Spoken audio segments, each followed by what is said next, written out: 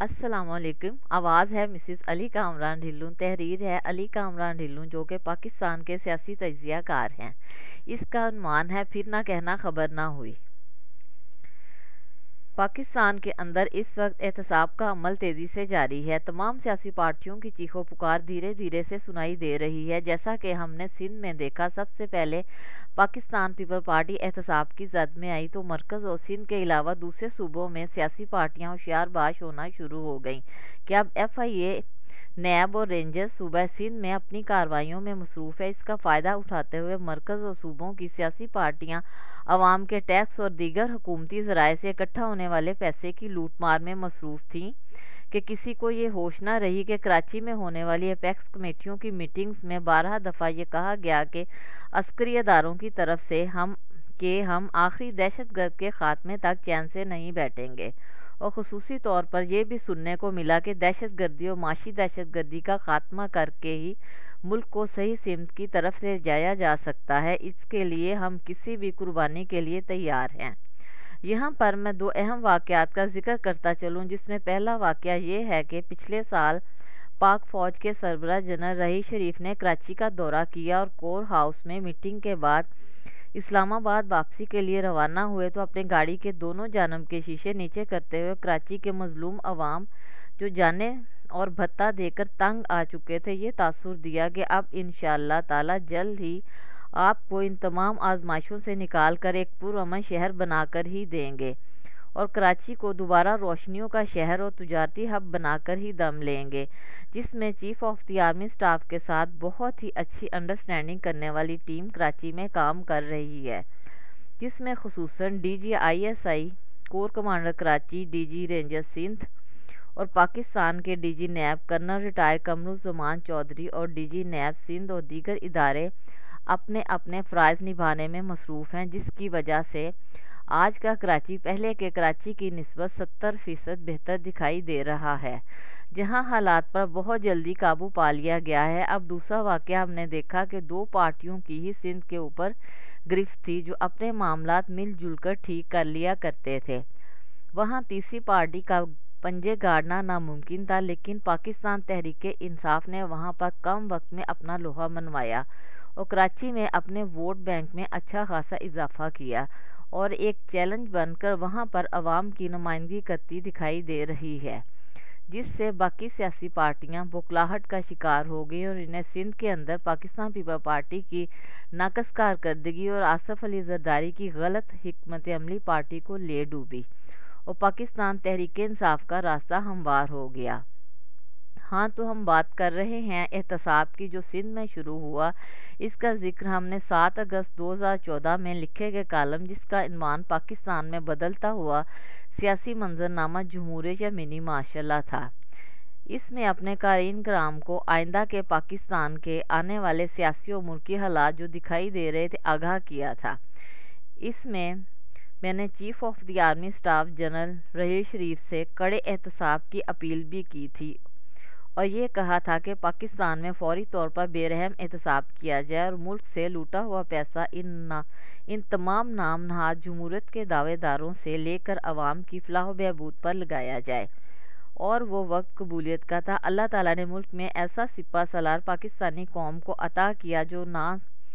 صرف short term اور mid term سوچ نہیں بلکہ لانگ ٹرم کی حکمت عملی کے ساتھ ملک کے حالات کو بہتر کرنے میں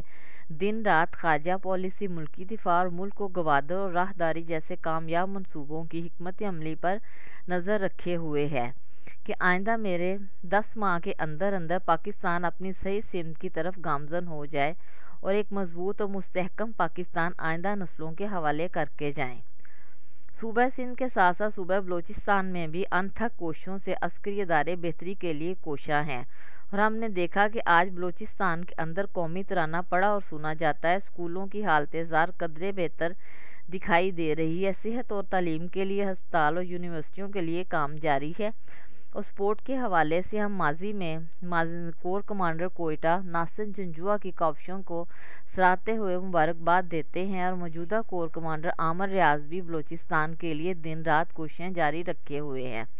پاک فوج نے جو بیڑا اٹھایا ہے اسے منطقی انجام تک پہنچانے کے لیے کسی قربانی سے دریغ نہیں کریں گے۔ ہمیں پورا یقین ہے کہ کم باتیں کرنے والا سپہ سالار پاکستان کے مستقبل کے لیے زیادہ سے زیادہ فوائد حاصل کرنے میں کامیاب ہوگا انشاءاللہ۔ اور اگر عسکری اداروں کے کام میں کسی قسم کی بھی رکاوٹ ڈالنے کی کوشش کی گئی تو میں نہیں سمجھتا کہ پوری قوم خاموشی سے اسے برداشت کر سکے گی، کیونکہ اس وقت پاکستان کی فوج اور عوام ایک پیج پر ہے۔ یہ پوری قوم کا دیرینہ خواب تھا جو اب سچ ہونے جا رہا ہے کہ ماضی میں لوٹی گئی عوام کی دولت، جو ان کے خون پسینے کی کمائی، جو ٹیکسوں کی مد میں ادا کی جاتی ہے، جس طرح پیدا ہونے والے بچے کی گڑتی سے لے کر قبر تک ساری زندگی ٹیکس ادا کرنے میں گزرتی ہے، اور جب انہیں معلوم پڑتا ہے کہ ان کے ٹیکس کے پیسے نہ تو صحت، نہ تعلیم، نہ صاف پانی اور بے روزگاروں کو روزگار کی فراہمی پر خرچ نہیں کیے جا رہے، اور دور دراز کے علاقوں میں لوگ سسک سسک کر زندگی گزارنے پر مجبور ہیں، جن کو بنیادی ضروریات فراہم کرنا حکومت کی اولین ذمہ داری ہے۔ کیا یہ پاکستان کے شہری نہیں، جس طرح لاہور، کراچی، اسلام آباد میں شاہی خاندان، شاہی زندگی گزارتے ہوئے انسان، کیا ان کو وہ لوگ دکھائی نہیں دیتے جو اپنے بنیادی حقوق سے محروم ہیں؟ کم از کم ہم ان کے لیے آواز تو بلند کر سکتے ہیں۔ چند مٹھی بھر جمہوریت کے چیمپئن پاکستان پر مسلط ہیں،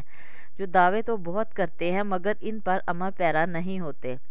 جن پروجیکٹ پر ان کی نظر ہے، ان سے وہ خاطر خواہ نتائج حاصل نہیں ہوتے جن سے عوام کی تقدیر بدلی جا سکے۔ یہ محض دکھاوا ہے، یہ محض اپنے آقاؤں کو خوش کرنے کے لیے ڈھول پیٹے جا رہے ہیں۔ کاش پارلیمنٹ کو شمسی توانائی پر منتقل کرنے کی بجائے پاکستان کے دیہی علاقوں کے گھروں میں ایک ایک بلب روشن کیا جاتا تو بہت سارے بچے تعلیمی میدان میں اپنا مقام حاصل کر پاتے اور پاکستان سے تاریکی کا خاتمہ جلد از جلد ہو سکتا۔ سیاسی چیخو پکار کے نام سے علی کامران ڈھلو نے حالیہ دسمبر میں اپنا کالم لکھا تھا، جس میں انہوں نے سیاستدانوں کی چیخو پکار کا ذکر کیا تھا، جس کا آغاز اب ہو چکا ہے۔ نیب کا مطلب مجھے تو یوں سمجھ میں آیا کہ این سے نواز، اے سے آصف علی زرداری اور الطاف حسین، بی سے بھٹو خاندان۔ اب تک تو نیب کی زد میں آصف علی زرداری آئے ہوئے ہیں، خواہ وہ ڈاکٹر عاصم کی شکل میں ہوں، جو مستقبل میں وعدہ ماہ گواہ بن کر بڑی بڑی گرفتاریوں کا موجب بن سکتے ہیں۔ دوسری طرف سے بھٹو پارٹی کے لاتعداد لوگ اس کی زد میں آنے کو تیار ہیں۔ این کا خانہ ابھی خالی ہے، دیکھنا یہ ہے کہ یہ خانہ خالی رہتا ہے یا پر ہو جاتا ہے۔ یہ فیصلہ مارچ اپریل میں متوقع دکھائی دیتا ہے۔ نیب کو اگر ہم الٹا دیکھ کر پڑھیں تو جو بیان بنتا ہے، اب دیکھنا یہ ہے کہ آنے والے وقت میں سیاسی پارٹیاں ایک آواز ہو کر پاک فوج کے شانہ بہ شانہ ملکی ترقی کے لیے کھڑی ہوتی ہیں تو بہتر ہوگا۔ اگر احتساب کے عمل میں روڑے اٹکائے گئے تو آج نیب کی زد میں ہیں تو کل یہ سیاسی پارٹیاں لفظ بین کی زد میں نہ آ جائیں، جس میں احتساب کا عمل اتنا سخت ہوگا جس کی ماضی میں مثال نہیں ملے گی، خواہ اس کی شکل مارشل لا کی صورت میں ہو یا فیلڈ مارشل کی، کیونکہ بے رحم احتساب کا عمل تو ہونا ہی ہے۔ پیاسے رہ کے کر لے تو بہتر، ورنہ بھوکے پیاسے رہ کر کرنا پڑا تو بڑے بڑے سیاستدانوں کے حلق سے لوٹا ہوا پیسہ نکالا جائے گا تو ان کی چیخو پکار سننے والا کوئی نہ ہوگا۔ ویسے تو ضرب المثل ہے کہ لاتوں کے بھوت باتوں سے نہیں مانتے۔ اگر جمہوریت کو برقرار رکھنا ہے تو تمام سیاسی پارٹیوں کو خود کو احتساب کے لیے پیش کر دینا چاہیے تاکہ ملک میں جمہوریت برقرار رہ سکے، ورنہ ہٹلر، خمینی، صدام سے بھی خطرناک شکل میں کوئی نمودار ہو سکتا ہے اور ان تمام سے حساب لیا جائے گا، پھر نہ کہنا خبر نہ ہوئی۔ کہیں پر تو یوں دیکھا گیا کہ 450 ارب کا ڈھکار مار کر ڈاکٹر عاصم ملک سے فرار ہو گئے تھے، اب وہ پاکستان کے مختلف تحقیقاتی اداروں کی زد میں آ چکے ہیں اور ان جیسے نہ جانے کتنے لوگ اندرون اور بیرون ملک خوفزدہ ہیں جن کی باری کسی بھی وقت آ سکتی ہے۔ دوسری طرف 400 لوگوں کا قتل کرتے ہوئے عزیر بلوچ سب کچھ اگلتا جا رہا ہے، جس سے کراچی کی سیاسی پارٹیوں کے مختلف لوگ زد میں آ سکتے ہیں۔ اس جیسے نہ جانے کتنے لوگوں کا استعمال اندرونی اور بیرونی قوتوں نے کراچی کے حالات خراب کرنے کے لیے کیا۔ Chief of the army staff general Raheel Sharif کے حالیہ دورہ قطر سے وزیر اعظم قطر کے ساتھ اہم ملاقات دکھائی دے رہی ہے، جس میں LNG کے حوالے سے اہم فیصلے متوقع ہیں۔ جو مستقبل میں انشاءاللہ پاکستان کے حق میں بہتر ہوں گے اور روزگار کے مواقع فراہم کیے جائیں گے، اور پاکستان اور قطر کی اسٹیبلشمنٹ اور قطر کی حکومت کے تعلقات میں خاصی بہتری کے امکانات دکھائی دے رہے ہیں، جو دونوں ملکوں کی عوام کے لیے بہتر ثابت ہوں گے۔ جماعت اسلامی کا کرپشن کے خلاف عوامی لانگ مارچ تو نہیں ہوگا۔ پاک فوج زندہ باد، پاکستان پائندہ باد۔ ہمارا ای میل ایڈریس ہے، اپنی آراء سے ضرور آگاہ کیجیے گا۔ Thank you very much. AKD columnist 69@gmail.com